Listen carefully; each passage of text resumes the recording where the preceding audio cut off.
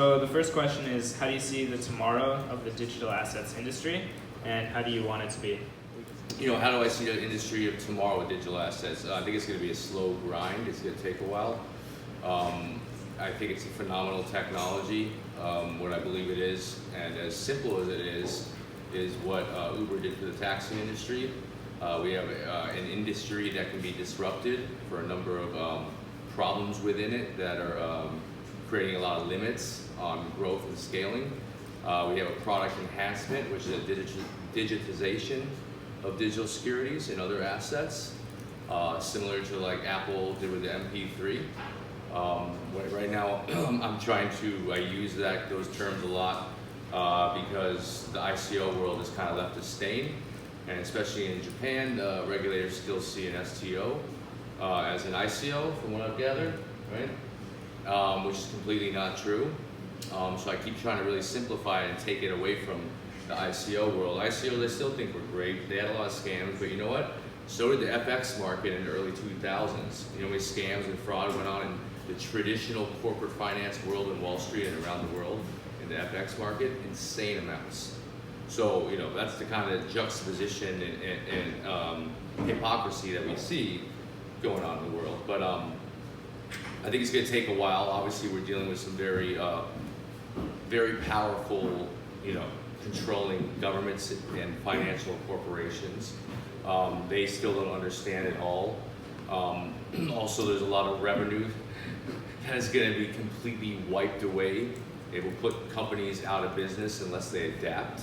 I don't know what the figure was, but I just saw it the other day, and I'm still trying to look for it. I think it was about 85 billion in service fees in the securities market in the U.S. Settlement, administration, all that stuff. That is completely wiped out and gone from digitizing securities. That's a big disruption, and governments and institutions, they aren't going to just let that go like this, right? They're going to fight for that. Then they're going to try to figure out how to adapt. Some will and some won't. That happens in every industry. It happened with the taxi industry, except for Japan, because they are the best here, as we know. So it's kind of funny when I use that example here, because I'm like, man, all I do is take taxis here. But it happened with the digital marketplace, with the eBays and Amazons. Online e-commerce, we've seen it with brick and mortar stores completely vanishing. So I do believe that we have an exciting road ahead. It's just going to take a while, and I'm excited to be at the beginning of it, pushing forward to help create a better market. And what this will do is create more economic growth for different countries as well. The question is on why is the digital assets industry as fragmented as it is? And do you think the lack of interoperability is a major concern? And by interoperability, I mean between blockchains like Ethereum, Bitcoin, like Cardano, what have you.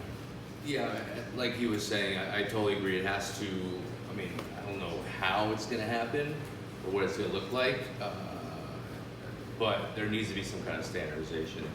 Otherwise, it's going to be difficult and costly for all these different networks to work together.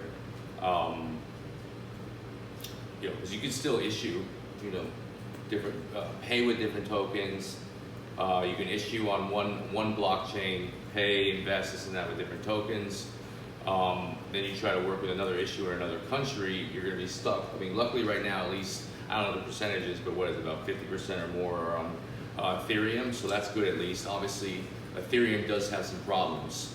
And the more that you program and customize the technology for the smart contracts, the more you open it up for risk of the security. So I know there's going to be a lot of development on people building on Ethereum for smart contracts.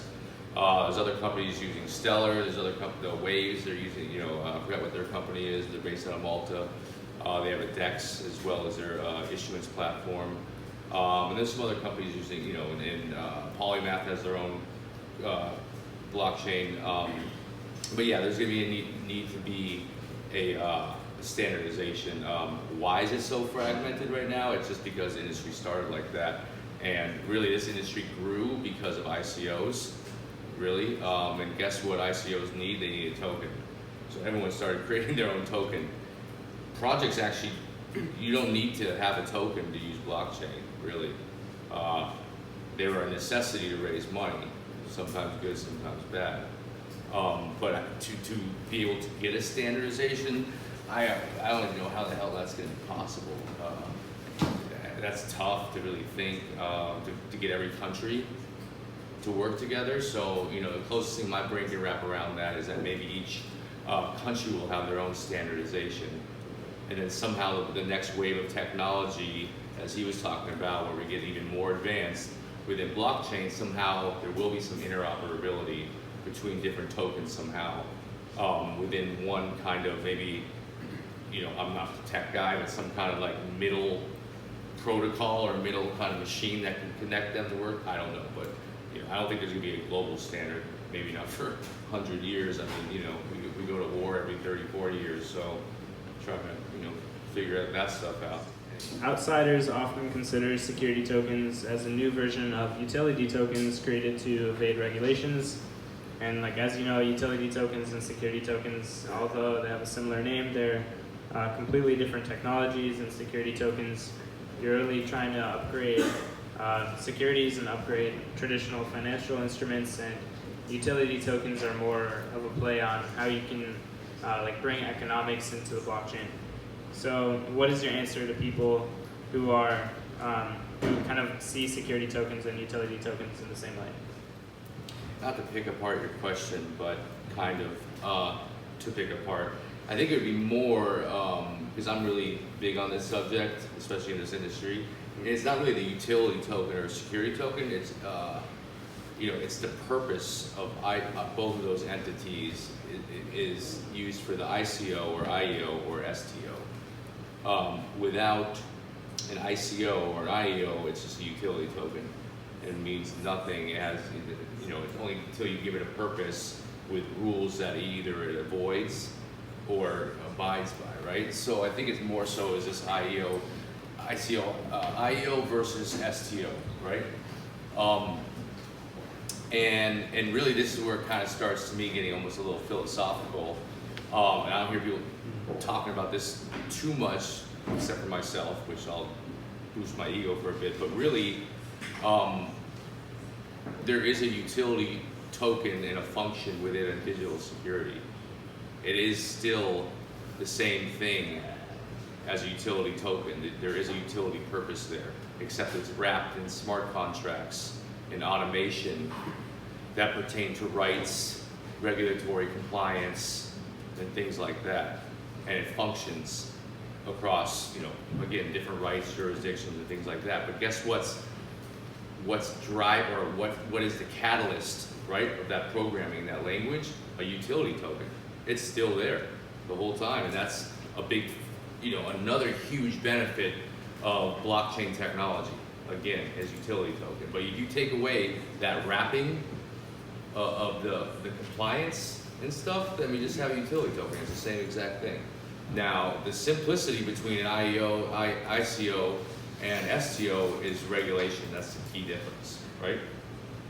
Except Japan kind of regulated ICOs, and let's not even say utility or security token. You guys kind of did, Malta did, both you guys did actually, and France, right when it crashed, sadly enough, because both of you guys, Malta, I worked there a lot too, and you guys, like, kind of spent all this time and money on an industry that just burned to the ground, you know, unfortunately.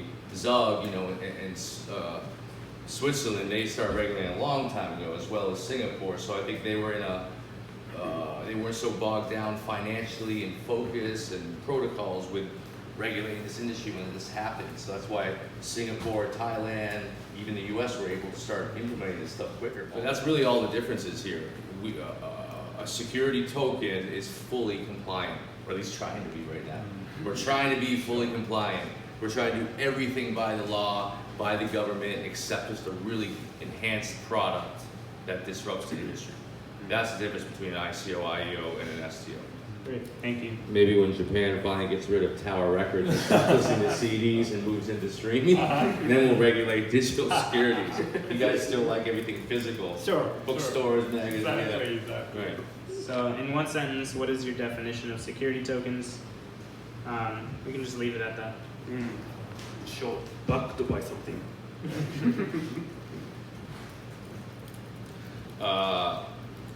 A way better product that's digitized. Okay. Can copy. Yeah, okay, so, I don't know, probably, Japan's new regulation says that security token means a blockchain-based collective investment scheme. Thank you. You can't ask a lawyer for a Yeah, that was good though. Good job. So the next question is, what kind of initiatives is the industry lacking, and what can STA or other organizations do to help it? And by initiatives, it could also be like, what kind of like infrastructure, what kind of projects, what kind of companies, just anything. What's anything lacking in the industry? I don't know if there's like missing initiatives other than maybe regulators jumping on some of their own initiatives to expedite, but I think continued focus and even maybe more work on education, educating the market. Really, I think that's the biggest part, because we're fighting regulators right now and governments because of where the market came from before in this industry. Right. So I think that's really continue setting up great events, building the ecosystem out, putting out great reports. Let's educate the market as quickly as possible right now so we could progress and build this market out, because that's what we're doing right now. We're building it from scratch. I think it's pretty cool. I feel very proud of that actually build a market from scratch. When does that opportunity ever happen in a lifetime where you can actually build a complete industry out of nowhere? So I think that's pretty cool. So the next question is, can everything be tokenized, and if not, what are the limitations? Well, I think if you're meaning it from a financial standpoint or a value standpoint, then anything can be tokenized where there's perceived value, then two parties can come together and create a margin to buy and sell. Then you can tokenize anything you want, right? If there's a perceived value. So there you go. Yeah. How do you see the near-term, mid-term, and long-term future of security tokens or digital assets? We can say near-term is, let's say, like 1 to 2 years or less. Mid-term, like 2 to 3 years. Long-term, like 3 to 5 and beyond. I think a lot of us all thought by the end of 2019 we'd actually start seeing a secondary market, and that is not going to happen. But we are making strides. I think for the next 2 years it's just going to be kind of the pace we're going at right now, with maybe little peaks. Maybe we'll hit a little ramp up. Like we have a mutual company that we know that CoreConX out of the US, they just secured a deal to issue a $200 million real estate fund. That was big, not only for them, but for all of us in this industry to have that kind of use case. I mean, hopefully it gets done and things back out like the Harbor deal, but that's a big deal, man. I think that's one of the biggest STOs right out, I think, where there was a $200 million big utility fund out of Singapore that I know some big family office in Abu Dhabi for $10 million, but whatever. It's one of the top ones. That's big. So I think we're going to have that. More infrastructure to be built at, more lobbying, more ATS approvals in the U.S. for sure, because they've already got about 3 right now. More, Singapore, we had an exchange early this year get approved. Thailand has already approved. We're going to just continue having more little bumps in the road. 2 to 4 years, hopefully we start seeing a secondary market, better regulation. I do believe some territories will create, maybe there'll be a cap on it, kind of similar to like a certain regulation in the US, but like Taiwan's talking about doing unaccredited, right? Retail investors. That's where you potentially could have a lot higher gains for your fundraising, as well as dynamics in trading and margins, if they do not have a 6-month or a year lock on it, and it's retail, because that'll actually mirror the ICO world, potentially a little bit, right? Not to say that it's good or bad, I'm just stating a point, but I think there'll be some countries that will do non-accredited investors, and maybe for a higher cap, not like 1 million or something, right? So I think I think it's really, to completely disrupt this industry, we're probably like 10, 15 years out, I think. There's a lot to, I mean, this is a huge overhaul like, you know, with Uber, right? Let's look at Uber and the taxi industry. That was just one industry, one vertical. Very little government involvement. Yeah, there's some, you know, regulation, licensing, just like, you know, the scooter companies that are having issues, they can't, the city won't give them a permit, you know, whatever. That was very small. We're dealing with major money here and some of the darkest powers in the world, like the Federal Reserve, right? And big corporations that do not want you to take over, right? So that's why I've always said this industry was a threat to that almost, right? Blockchain. So I think we're far away from that, but I think, you know, 2 years we'll start seeing a secondary market and more stuff, and then I think eventually maybe 3-4 years we actually might have like a real secondary market and a bigger market for STOs happening. So we can take questions from the audience. If you have any questions for anyone, just raise your hand. We reverse engineering the IPO. Since IPO is working just fine, how about putting the IPO concept on the blockchain instead of calling it ICO? We could just say it's IPO, it's just backed by a different. Have you guys ever noticed that a lot of these big corporations and governments like have some major issues? You know, like the Deutsche Bank, what was that, 8 billion in money laundering, HSBC, I'm American, our own Wall Street, mortgage and banking industry caused one of the worst global economic crashes, right? And do you ever see whatever happens to those big institutions after? They get fined some money. Normal people go to jail for 40 years for money laundering like that, right? They get slaps on the wrist. So, you know, I like to put things in perspective in simple ways, right? When we talk about stuff like that, because I think it's important to live in a reality of what we're up against and the challenges, right? Money rules the world, truly. So we have to be very agile, with thick skin and aggressive in a productive, you know, you win more friends with honey than bees, or whatever that stupid line is, right? Because that's really what the true, you know, that's what the kind of beast is for us to try to reinvent the whole global financial industry, right? Thank you.